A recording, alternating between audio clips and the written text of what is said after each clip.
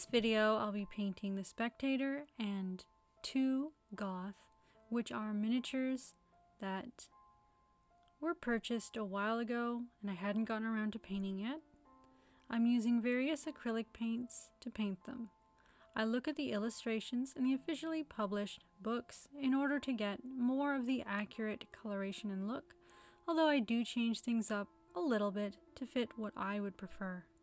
I changed the coloration on the Spectator, the larger one for example, because I preferred more of the green and yellow look for the sake of contrast.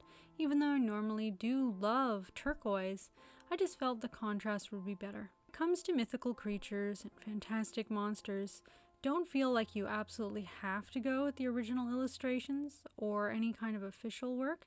If you think you have a better coloration for your miniature that you'd prefer, you're the one who has to use the miniature, so you should probably go with what you'd prefer. I'm trying to use paints that are somewhat opaque so I can do fewer layers, but I do recognize the fact that acrylic paint tends to need to work in layers, so I plan everything out with the layers in mind. I make sure it looks good enough for me, because I don't want to spend too much time on any one miniature. I have many to paint and lots of things to do, but I also don't want to be lazy and do not good enough of a job. If you ever get paint in the wrong spot, as quickly as possible while it's still wet, wet a paper towel or a Kleenex and wipe that paint off. You can also use a clean brush that's damp to wipe paint off that got in the wrong spot. If the paint would be very inconvenient for going over later with other colors, I advise you drop everything else you're doing to remove the paint from the wrong area, otherwise there's going to be problems down the line. Make sure you turn the miniature around and look underneath and in all sorts of angles so you can get areas you're missing. It's easy to miss spots in nooks, crannies, and underneath, although making sure you get every spot isn't the be-all end-all, because if you can't see it from a normal angle, no one will probably notice. At the same time, it's nice to do a thorough job and get every nook and cranny filled in. You can mix a darker shadow color, like I'm doing here, and work it into all these shadowy areas along the edges of things, and make sure to get everything where the shading would be a little darker. This helps bring out the three-dimensional form of the miniature itself.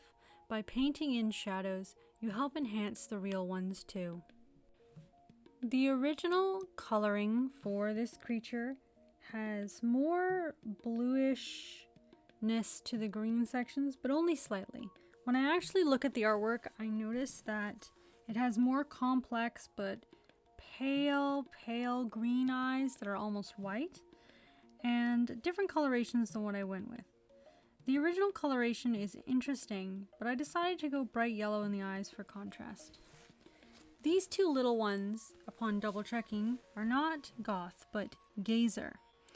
Gazer is a tiny aberration Beholderkin, which is in Volo's Guide to Monsters, whereas the Spectator is in the original Monster Manual, for 5th edition that is, although these creatures are also in other editions of Dungeons & Dragons.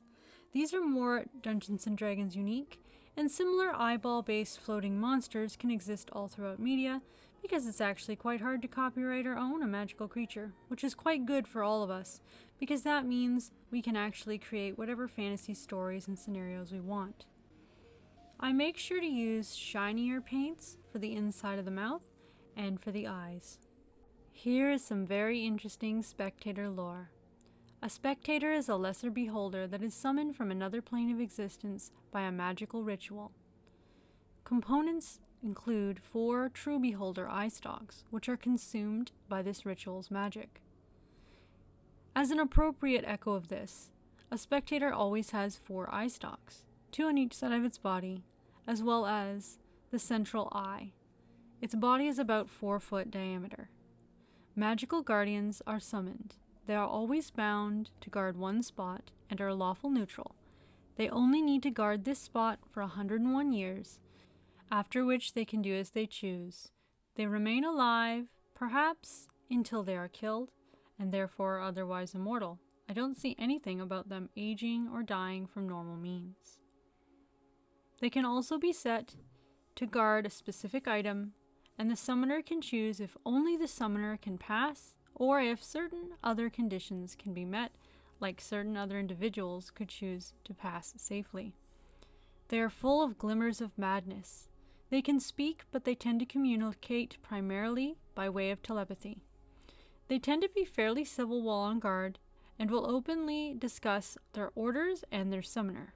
Even shorter conversations often reveal strong quirks in their personality, which could be brought about by the madness that they are created from and have always had, or could be because of their years of isolation, or other causes.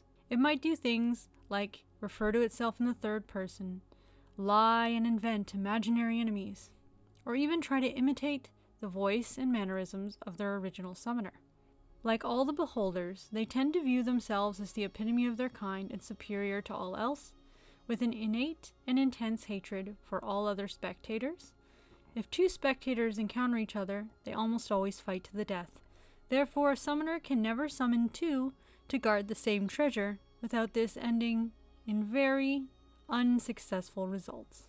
Once freed from service, they might be very dangerous in the area. So it's usually not a very sensible thing to actually summon one of these creatures to guard an area unless you have a plan to make sure that they don't get loose and start wreaking havoc after the 101 years have passed. The tiny gazer is a manifestation of a beholder's dreams. It does resemble the beholder more who originally dreamed it into existence. Although its body is only about 8 inches wide, it has 4 eye stalks that stick more upright on the top. It tends to act like a devoted, aggressive puppy that follows small packs around the master's lair.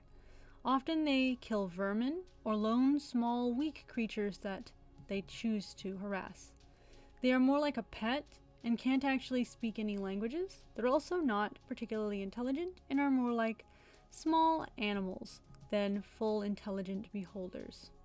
They are one variety of beholder that other beholders seem to enjoy having around, as they use them as aggressive vermin-eating pets. So here's a final look. I hope you enjoyed this video.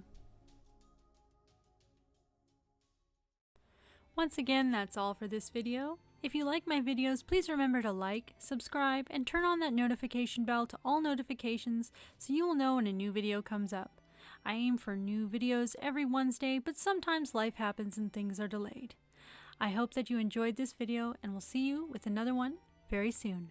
Bye!